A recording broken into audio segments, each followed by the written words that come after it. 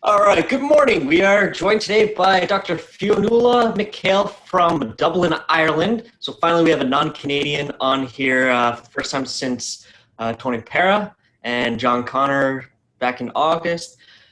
So what we're going to be covering today is the gut microbiome. Microbiome. Dr. Fionnúla McHale comes to us with an extensive background in functional medicine. She's also extensively involved in the fitness industry. She's done photo shoots, powerlifting, bodybuilding type stuff, and she's also a massive fan of miniature Dachshunds. So Dr. Fionnúla, will let you give yourself a little more of a bio.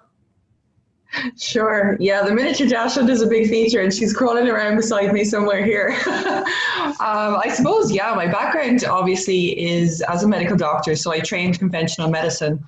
But I suppose, and it's certainly an honor to be here, I should mention, because Charles obviously was pivotal in shaping my career, because I was kind of deep in the conventional side of things, and actually initially went to Charles to do the PICP. So from a strength and conditioning perspective. And it was from there that I suppose he encouraged me to pursue the functional medicine route. I don't know how much your viewers would know about Ireland, but it's quite conservative. And, anything that you do differently is pretty much frowned upon and people don't like it.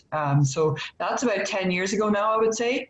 And don't get me wrong, things haven't changed massively in that aspect, but certainly I think people have more understanding of functional medicine. And also, when it comes to functional medicine, obviously a lot of the tools are things that we can do. We don't need to go to the doctor necessarily. We can start off in bits and pieces. And let's be honest, a lot of people are going to PTs and coaches. A lot of them, come from the education with Charles. And to be honest, in my case, when I first started lifting weights, it was a coach in my college gym who had done the PICP courses.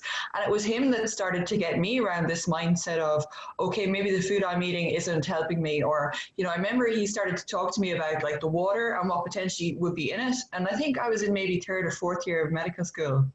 I just thought, this guy is mad. Initially I thought, what is he talking about? He was talking about estrogens in the water. And I was like, this is crazy. But I really liked what he was saying about the gym. And I liked how he was programming my sessions. So for me, initially at the start, I was like, okay, I'm just going to take his training advice and leave off the nutrition for the time being. But as I got more and more of a trusting relationship with him, then I started to take things on board, and I could see the huge impact it was having, not only, I suppose, from an aesthetic point of view with fat loss and body composition, but for my mood, which for me has always been an important factor. And so it was through Charles and doing the education and I suppose my own experiences of ill health that put me on this, I suppose, a functional medicine career path. And so my work at the moment would center largely around, I suppose, really a variety of issues, and a lot of issues that, let's say, the traditional medical route isn't very good at addressing. Certainly, even if we look at diagnostic testing, a standard blood panel might not give the patient any indication of what's caused their problems or what potential disease they may or may not have. So I suppose with functional medicine, we have access to other diagnostic tools that potentially give the client hope, because, they've gone to the GP, they've gone to consultants, and they say, okay, but there's nothing wrong. And usually met with a response, oh, this is all in my head. And you can imagine how frustrating that is for people. And I know it all too well, because that was my experience too, going to GPs and things like that. So I suppose I see a wide variety of cases, complex cases, but I also see a lot of, simple cases too that, I guess when I suppose the forum we're in here is with coaches. And I would tend to get quite a lot of referrals from PTs or coaches with people, let's say, struggling with fat loss, where the traditional model of calories in versus calories out is not working. In fact, they might be going so low on calories, actually the weight's starting to go up. Or let's say we're looking at recovery for things like that for athletes as well becomes important. So I suppose that's probably where you'd like to go in terms of structuring today's talk. Yeah, so let's start off just by let's let you define what the gut microbiome is, because we hear about, oh, it's in your gut all the time from various practitioners, various doctors, trainers, companies. So first, let's actually define definitively what is the gut Why can I not say that word today? Microbiome. So remember when we talk about the microbiome, we're really looking at the bugs. So to keep it very simple. And we hear a lot about the gut microbiome. So those are the bugs in the gut. But we also have a microbiome, remember, on the skin. We also have it in the vagina. We also have one in the oral mucosa. So I suppose the term microbiome is a global term, but when we specify gut microbiome, we're really talking about those bugs within the gut. And actually, a lot of the literature coming out lately is denoting that gut microbiome as being a new organ in the human, because it has so many, it impacts so many factors of human health.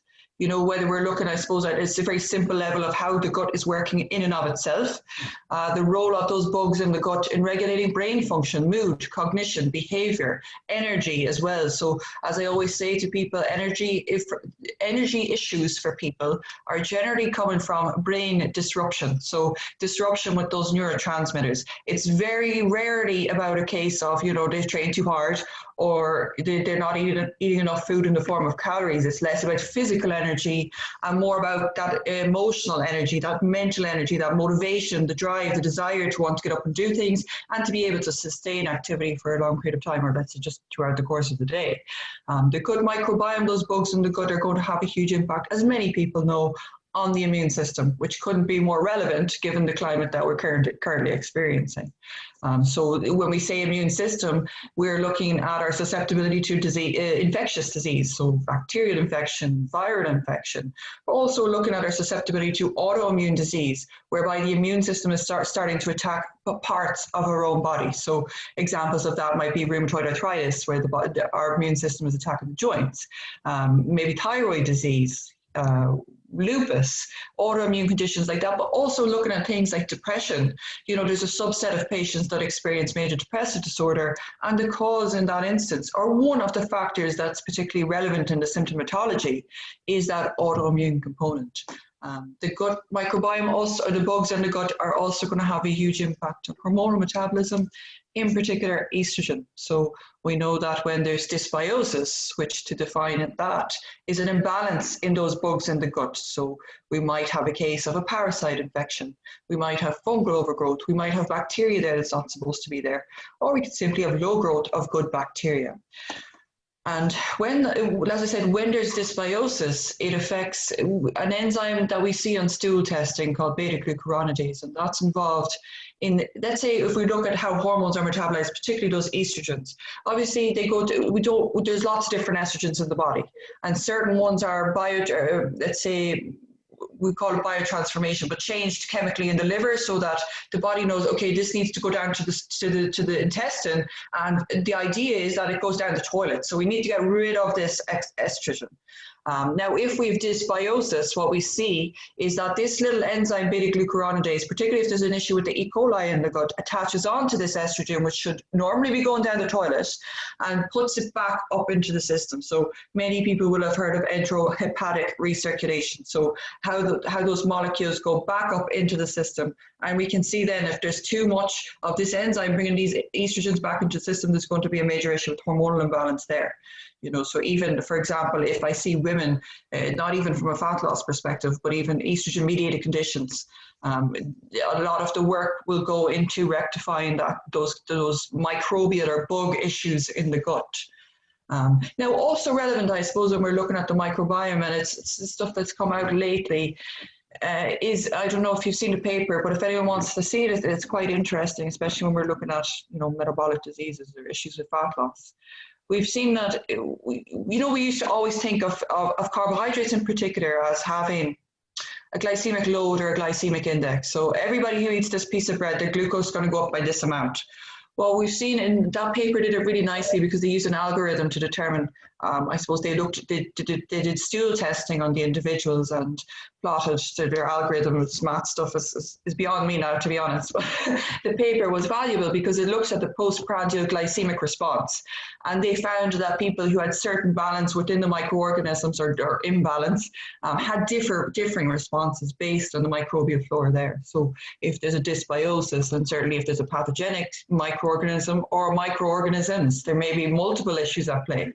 that is going to have an effect on our, as I said, postprandial, meaning the after the meal is consumed, glycemic response, the blood glucose level thereafter. And obviously we know the role that's going to have on fat loss in particular, and indeed susceptibility to metabolic diseases. Interesting. So going from there, you define what the gut microbiome is, and finally got it said right this morning. So let's get into what the question I had to pose to you is, what is the first thing that we as coaches and trainers should be considering when taking the gut microbiome into consideration? And where is it that we should really start to look for a good functional medicine practitioner to refer to? Mm-hmm.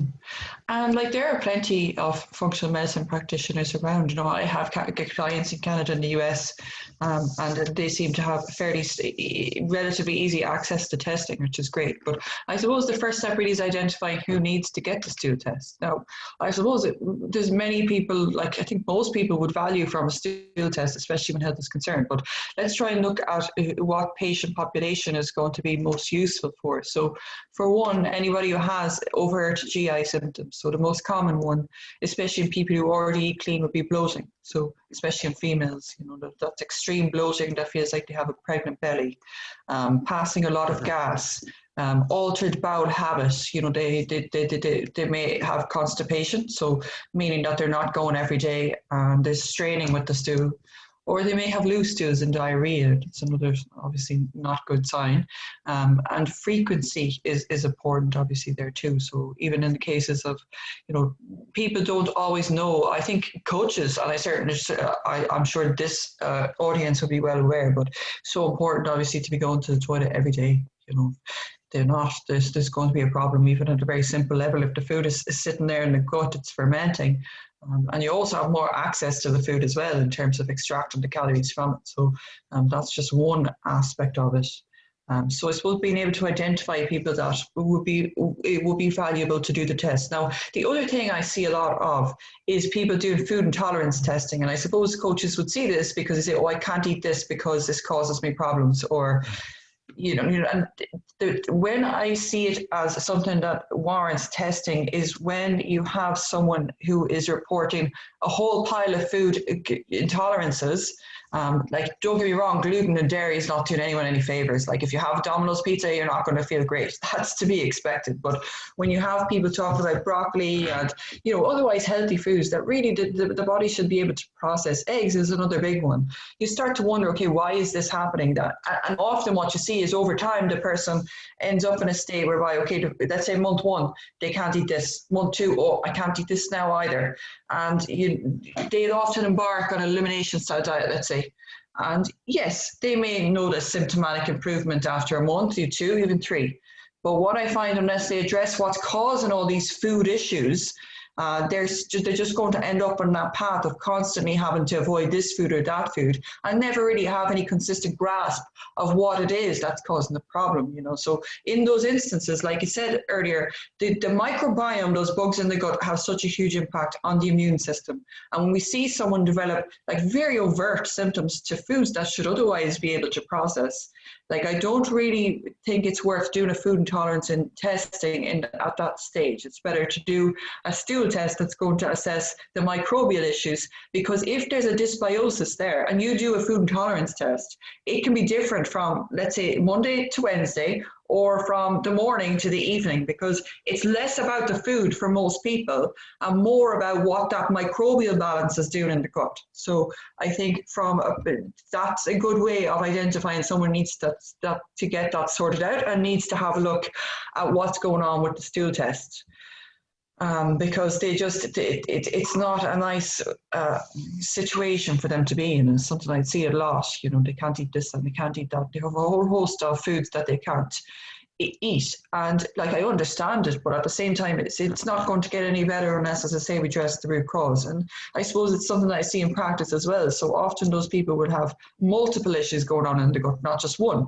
They might have a parasite and a fungal overgrowth and a bacteria, Citrobacter, something like that that's not supposed to be there, and low growth of good bacteria.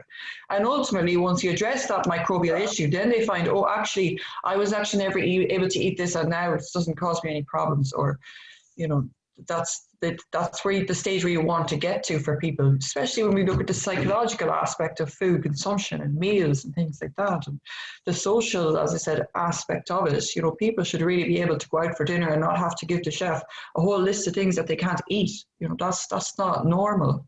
And like I said, there's certain foods that shouldn't be in the diet all the time, but that they should be able to enjoy a meal with some amount of flexibility, where they're not going to be in the horrors with the tummy for the next few days or weeks often, whether that's the gut or the brain. So often people will find they're very foggy in the brain, slow of thought, and almost like a mild picture of depression. So that's really interesting how some people might present with a food intolerance symptom, but the actual cause of it isn't the food itself, it's actually what's already been going on in their gut. So Exactly. getting their guts checked and then solving what that issue as being the underlying issue is, all of a sudden, like say someone presents with, oh, I can't have mangoes, just for argument's sake, I can't have mangoes, or I can't eat chicken because I'm intolerant to it. But really, it's just something that's gotten into their gut that's causing so that when they eat chicken, it's just inflaming them, blowing them up, and really, as soon as you take care of that, boom. Now they're eating chicken again, they're eating steak again, and they're digesting it, they're putting on muscle mass, they're losing fat mass, they're recovering, sleeping better, they're sharper mentally. They don't need to get up in the morning and have 16 ounces of caffeine. They just get up in the morning and they're good to go like this. And you see that you said it very well, in the sense that it's not just even the gut issues, it's all of those other things that it affects. And particularly you see it in the gym, you know, they're just slow, like they're slow to get going, they're slow to get warmed up.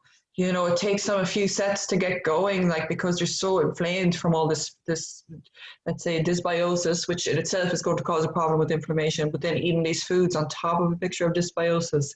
And so I think it's a very valuable tool to have at your disposal as a coach. To, first of all, just have the awareness of how that issue might be affecting them, like from a physiological perspective, but also being mindful of it such that they can communicate it effectively to clients. So remember, like, the average population doesn't know about the gut microbiome. They might have heard on the ads on the TV, oh, if I take a probiotic, this is going to be good for my immune system and stop me getting colds and flus. That's about the height of it.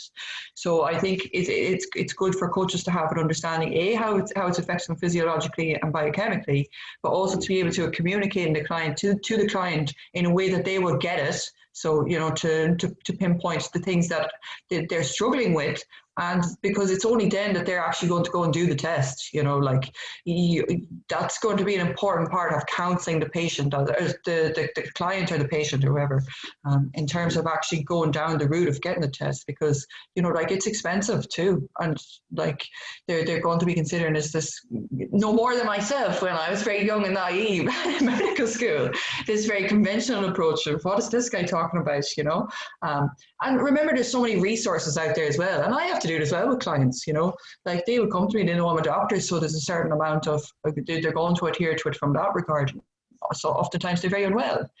But at the same time, like, some of the things I'm talking about, they would just be like, okay, how in the name of God is my gut affecting my mood? Or like, they just can't conceptualize it. So there's a way of explaining it to them such that they can say, oh yeah, that actually makes sense because I feel like this, if I do this.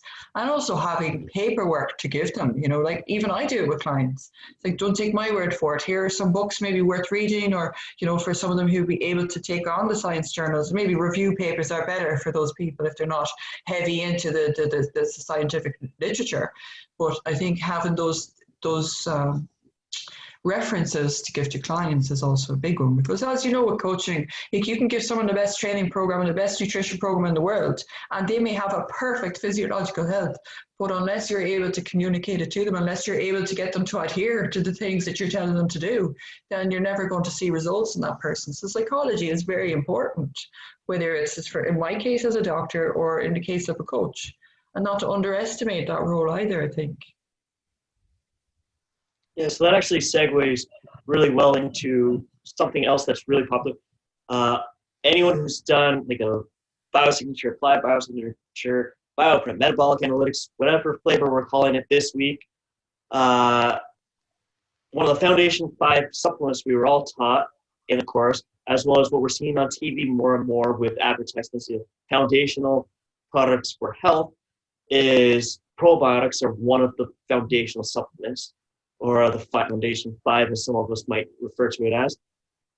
So since how you brought up probiotics, what would you say is a justified and proper usage of probiotics, and what are their actual beneficial uses? To be honest, Tony, like I generally don't recommend people to take probiotics unless they have a stool test. And I suppose it comes back to, at the end of the day, like, remember, I just spoke about all of the things that the microbiome, the bugs in the gut do for human health. So, like, I don't think the literature is at a stage where we can say, like, there's so many bugs in the gut, and even within all the phyla, there's so many little categories that, you know, just even if you do a regular, let's say, GI effects switching over, like all of the good bacteria comes up, and there's a whole pile of them. I don't think we're at the stage really yet where we can say, okay, you can use this species or whatever. Now, there's certain ones in stress management, Bifidobacterium longum, Lactobacillus helveticus for sure, but I think I don't like to give probiotics on their own to someone that I don't know what's going on with the gut. I do, however, like to use prebiotics, and I think it's important to encourage prebiotic foods for people. If they have overt GI symptoms, definitely first thing is a stool test, because you can be making them more symptomatic than they were in the first place. You know, now with prebiotics, I prefer to go with something like inulin or arabinogalactin as opposed to fructooligosaccharides, because they can sometimes exacerbate the issues for people, especially if they have pathogenic microflora there. I think people get more bang for the buck in terms of prebiotics, because remember, that's food for the good bacteria. So rather than just taking it in a capsule and putting it into the gut, which you don't know, is that going to actually take up residence there in the gut? Is there a good growth medium for it to grow? Whereas you're taking the prebiotic foods, I think, are a great way for someone who, let's say, just wants to optimize health. They might not have any major symptoms, but I think in those cases, it's no harm to maybe take the prebiotics and the prebiotic foods. I would encourage more so than taking a probiotic in and of itself. Now, like I said, in cases of depression, anxiety, there is a certain amount of literature to support the use of the Bifidobacterium longum and Lactobacillus helveticus. It's hard to know whether it's really there yet in terms of the consistent data. But short of that, like without the benefit of a stool test, I wouldn't really be given probiotic supplements. No. Like, remember, there's so many prebiotic foods people can use, like in the diet. So remember, the twice cooked potatoes is always a good one. So if we cook the potatoes twice, increases the resistance starch, and that acts as a prebiotic. Sauerkraut, kombucha, and there's many varieties now of kombucha and stuff on the market that doesn't have the high sugar content that we once saw. You know, so I think those are probably better strategies for people at home when they simply want to optimize health, or if it's a client in the gym that they want to optimize perhaps recovery. So even if we look at studies of people who, let's say a new client, they come in, they haven't exercised in years, you know, and they're about to embark on a diet, and they're getting into the gym and they're doing, let's say, a GBC program. Like I suppose a lot of the studies are done actually in rugby players more so than anything else. But when we engage in a new program, as you know, the client sometimes gets cold or flu. And that's usually down to how the microbiome is responding to that stress. And don't get me wrong, a certain amount of stress is beneficial, but it's supporting their gut is always going to help, you know. And I think in that instance, prebiotics, so you can take a prebiotic supplement, which, you know, for some clients is better because they just won't eat the food. Or obviously, if they will eat the food, great. Yeah, so that's really good to kind of differentiate as to how prebiotics are almost even more beneficial for the vast majority of people without a stool test. So getting a stool test, for those of you who don't know what a stool test is where they test your feces, your poop, for various things. Depending on what you're looking for, they'll test it for different things as well. Here, I know that much. If they're looking for specific bacteria or certain issues, like people who have irritable bowel syndrome or diverticulitis or other intestinal issues, I think they're even using it in Crohn's patients to see what's going on here.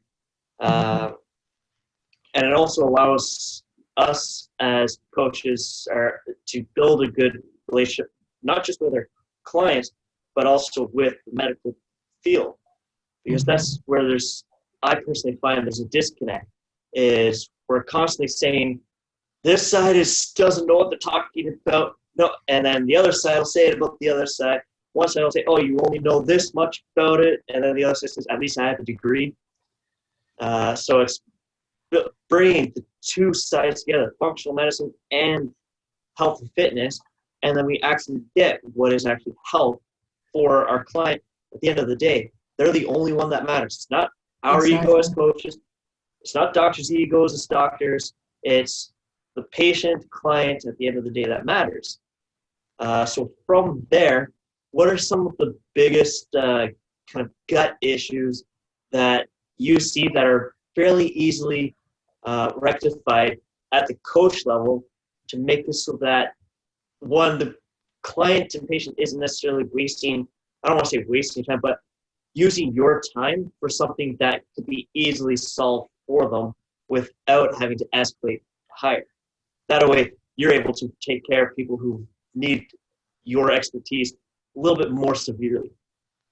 Yeah, so there's obviously going to be different populations. I remember if you have a new client in the gym and they're eating a junk food diet, like, you know, they're going to have issues. Doesn't mean they have a parasite or anything, but they probably do have some symptoms in the gut anyways, you know, coming from that type of background. Now, also there can be people who claim that they're eating clean and, you know, you investigate that, it's not always the case. Or they might be binging on the weekends, but the week is very good. I suppose one of the best things to look at, I think, that people can do at home is definitely look at a fasting approach. I'm not saying to do, like, fasting mimicking diet is great for a few days where you use a medical food. And I think if we look at the studies, like even a 24-hour fast can have fairly major impacts on the microbiome, especially if you're coming from a very bad diet. So fasting is going to be beneficial in that regard.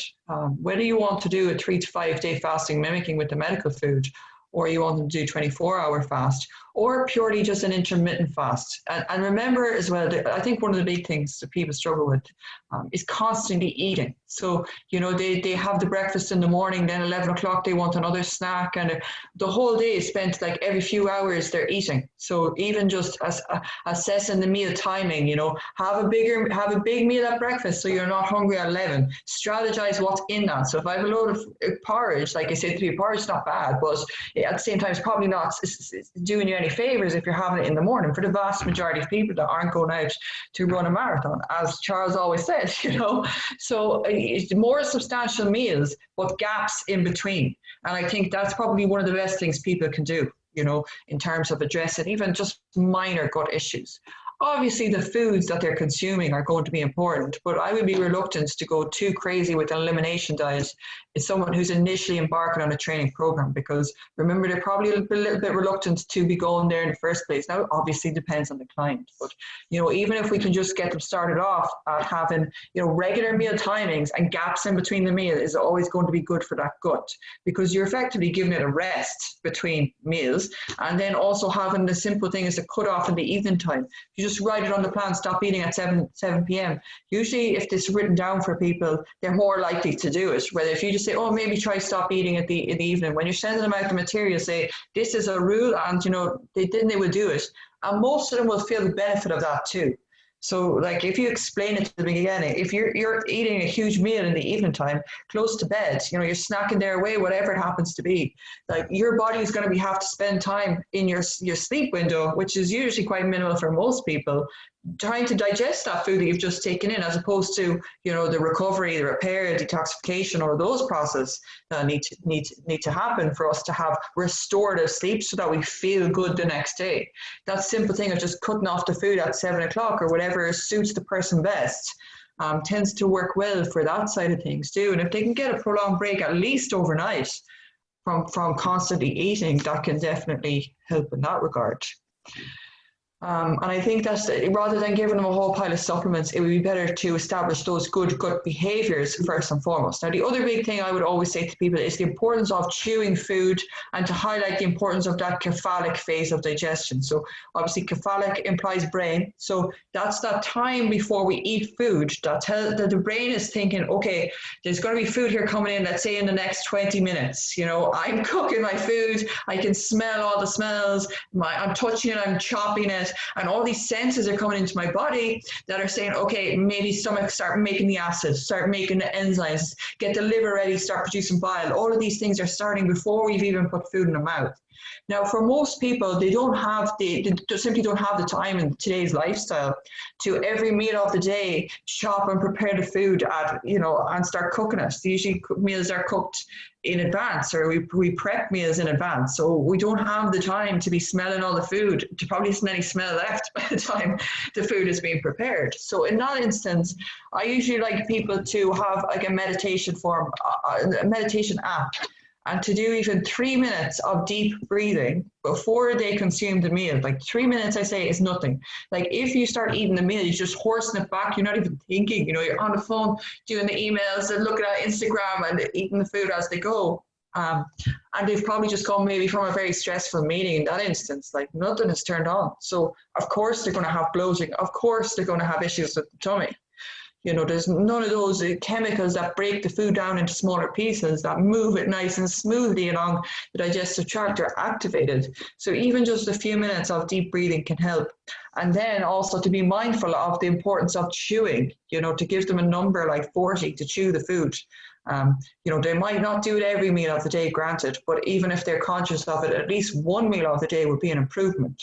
Remember that salivary amylase is so important, and we see people that don't produce as much salivary amylase when they chew the food, their weight is higher, they're more likely to have obesity. So even just being able to produce that salivary amylase, the enzyme that breaks down the starches in particular, would be a good first step. So those are all simple things that people can put into their daily behaviors. And like I said, they're not going to be perfect at the start, but then an awareness of it is always the best thing. So if they know, okay, I'm supposed to be doing this here, they might not do it every time, but at least they know that that's what they're supposed to be doing. And so over time, then they're more likely to do it more often. Yeah, so I like how you actually brought up the whole chew your food, because the vast majority of people, especially the boomer age, they grew up in an era where it was just choke down food as fast as you can, get going with whatever you're doing. So it's like if you're having like protein, especially protein-based foods, your meats and such, they need to be chewed more. Your starches need to be chewed more so that you can get more of that salivary amylase in there to mix up. So one of the things that I've heard before is the more liquid that you get your food as you're chewing it, the easier it's going to be for your body to actually break it down properly, and then you're going to have less kind of intestinal stress of absorption, passage, and then elimination out the other end. Exactly. And like I say to people, remember, like we've talked about how important those bugs in the gut are. Now, if you're horsing the food back, it's not broken down into the small, like I say to people, think about your food on the plate, right? You have the steak, the whole steak, you have the potatoes, you have veg. Let's say that's a standard, I suppose, Irish meal effectively. Like that has to get broken down so much that it can go into microscopic particles in the blood and go around the body and go to the various organs and exert effect. It has to get from this big meal that we see on the plate to those tiny little molecules that come in through the gut lining. So think about that when you're eating the food. The internal organs will do a good job of that, but you need to start off the process, by taking the time before the food even touches the mouth, and then by putting that mechanical phase of digestion into action. And sometimes when they think of it like that, even when I think about it myself, I mean, don't get me wrong, I'm not no angel saint, and like there's times when I do horse the food back, but I'm aware of it and I know I shouldn't be doing it. I don't do it all the time, but it happens. And so even just a visual cue like that, oh yeah, I remember you once saying like it needs to get all these little particles that get into my system, go to, all of the organs of the body. Think of it that way. That's what you're helping the body do. Now remember, there's another element that people often forget, and it's those satiety signals that come from the gut as well. So we have all of these little chemical messengers that come from parts of the intestine that tell us, okay, I'm full. So, or, stop eating. And so that takes time, that whole process. So I suppose taking the time when we're eating our food is more likely that those satiety signals are going to be active and say, hey, look, I think you've had enough. Or, like for some people, those are just not as active. And it's certainly not if the food is like, okay, I just came from a stressful meeting. I think about all the shit I have to do for the rest of the day. And I just need to get this food in now because it's my lunchtime. Rather than, okay, that happened in the boardroom, that wasn't pleasant. I'll take my few minutes to just ground myself, and then I'll have a food because I need to feel my body type mindset. That becomes very important, I think. And remember, like, see, like that was. I was just saying, like that was the perfect thing to get right into, was the satiety thing, because what went through my head after that last little kind of topic was, okay, feeling of fullness, and then you hit it perfectly right on. Mm-hmm. I remember I was actually listening to this, it's about how the food, the macronutrients affect the brain. So the human brain is obviously wired to get sufficient protein. So, okay, it's probably not hugely related to the gut, but it is related to satiety signals. So remember when we eat a meal, and if there's, like people who design these, the junk food type stuff, like remember the brain is always going to make sure it has enough protein. It has to. So if these junk food companies make food that's, okay, it might be super hyper palatable, and that's one aspect, but also if it's very high in carb and barely no protein, you're just going to instinctively keep eating because there's no protein. It's not turned on to satiety, and the brain is wired to make sure it satisfies its protein needs. So it thinks it keeps needing to eat all this carbohydrate stuff instinctively, intuitively, without any really conscious thought going on for that. Now, there are going to be certain people who are more susceptible to overconsumption of food and binge eating. But at the same time, it's important to be mindful of that. And that's why, we say when somebody's on a calorie restrictive diet to make sure the protein is high enough for satiety. That's well documented in the literature. But I suppose what I was going to say, because I know we're probably coming up to the end of time, is remember, like a lot of people will be familiar with the role of the gut microbiome, those bugs in the gut, and how they affect the brain. So we talk a lot about the gut-brain axis, or the gut microbiome brain axis. But oftentimes we forget that communication is bidirectional. So I want to mention this because I think it's really important for coaches. So there can be people who have like major gut symptoms like constipation, bloating, all of these things, but there's actually nothing going on locally in the gut. It's all coming from the brain upstairs. Now, that doesn't mean that it's all in the person's head, but it means that we have to be mindful of stress. How do we manage that stress in the brain, and also with the sex hormones, because the sex hormone is going to have a huge impact not only on the brain, the mood, cognition, and behavior, but also, I suppose, particularly in the female, we've seen that the progesterone can have a huge impact on bifidobacteria growth. So, it's not just a case of the stool test will certainly address what's going on locally in the gut, and we can identify that. But I think especially when there's a motility issue, so let's say the person's going to the toilet too often, or there's a feature of constipation, we really need to be mindful of that, particularly vagus nerve, and strategies that we can employ in that regard as well to activate the parasympathetic nervous system. Because I've seen it so often in practice, there's not, you do the stool test, there's really nothing there. There's not a problem with the stool test, it's that the issue lies a bit deeper and probably going to be harder for the client to get literally their head around it, because but most people are familiar with the fact that, okay, if I'm nervous and if I do a lecture, my tummy might be a bit off. But that's all psychological. If we look at any of the IBS side of things, granted, they probably do have some microbial issues as well, but important to be addressed on both sides of the axis. So whether that's like yoga, meditation, stress management techniques, cold showers work really well. Even some people will say about singing. So, singing by virtue of its type of activity can be very activating on the nervous system. Gargling can be another good one. But I suppose I just want to mention that real quick in case I didn't get to say it. And we're just all talking about the microbial issues. Oh, that was really good. Like covering the vagus nerve, covering how it's sometimes they're presented with constipation or other issues. You even kind of touched on like the butterflies in the stomach kind of feeling of, oh, you're nervous, you're anxious, you're going on, and how that can actually impact everything, and how this and this are very connected, and if the communication between them, even though they're only a few centimeters apart, if the miscommunication happens, well, then further down our body starts to, for lack of a better term, starts to plug itself up a little bit. Remember, like I say to people, the brain is the most important organ because it governs everything from the neck down. So that's the one we want to focus on the most. And yeah, we talked about the gut-brain axis and the bidirectional communication therein. But remember, the entire body is interconnected. So, we can't just separate one part from the other. And I suppose an understanding in that regard is going to be so important for everybody, really. And I suppose it's the nature of functional medicine, that the whole body is interconnected, which it is. If I have a skin issue, it doesn't mean I only have to go to a dermatologist and take a cream for the skin. That's, that might quell the fire for sure, but it's not going to solve the problem. And it's the same with the gut, So if I have constipation, I just take a laxative.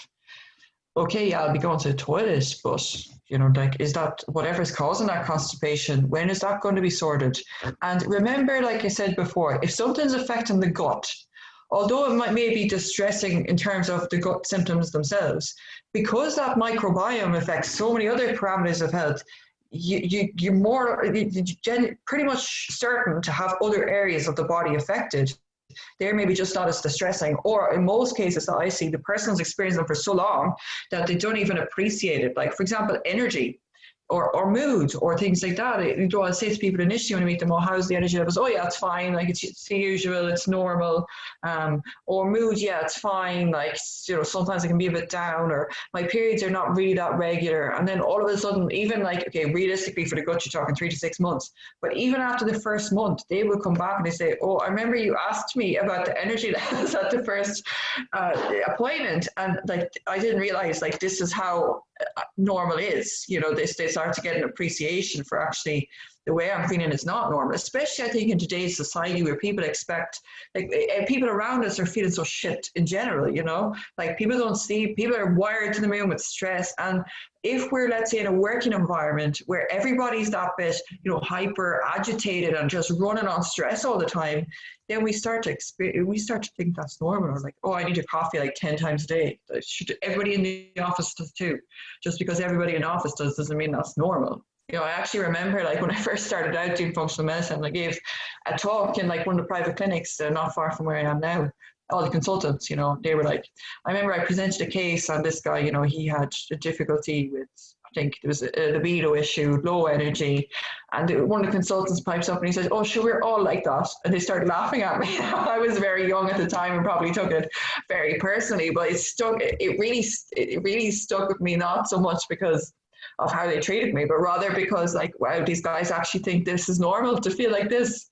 These are probably guys in their late 40s maybe, when really they should be in the prime of their health, they should be feeling great.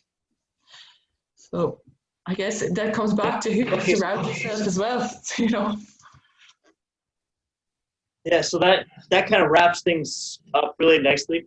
So going back over everything, if you could focus on one single thing, what would your primary finger in the eye focus be?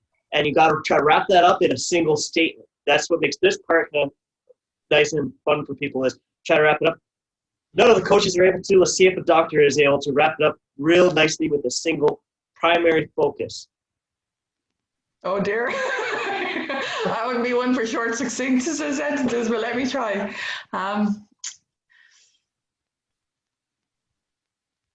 Oh no, you really put me on the spot. I guess to keep it simple, the gut is responsible for so many parameters of human health that if we can do one thing in life to really ensure that we have good gut health, is to be mindful when eating and mindful of the importance of our food behaviors, how we treat food, and how that food is going to manipulate that microbiome and ultimately affect all parameters of health, whether it is GI function, whether it's fat loss, whether it's our mood or immune system, and indeed susceptibility to chronic disease. Does that do it? That was actually really good. That was better than some coaches are able to do. They just get onto another tangent. So where can people find you on social media? and get in touch with you so that both coaches and general people are able to follow you to understand more of what you do and be able to communicate with you to get more information from you. Well, I guess the Instagram is at Dr. Fionnúla. Just be mindful of the spelling, obviously, there. And the website, God, that's not good. I don't even know offhand. It's invigorateclinic.com. And there's an 8 in the Invigorate. Technology is not my strongest suit. I'm going to thank you very much for your time. Alright, thank you for watching right to the end of this video. If you'd like to see more content by me, click the subscribe button here, and for another YouTube suggested video by me, click here. And if you liked what you saw today, don't forget, click the little like button below. Until next time, Coach Tony, Wrestling Podium Performance.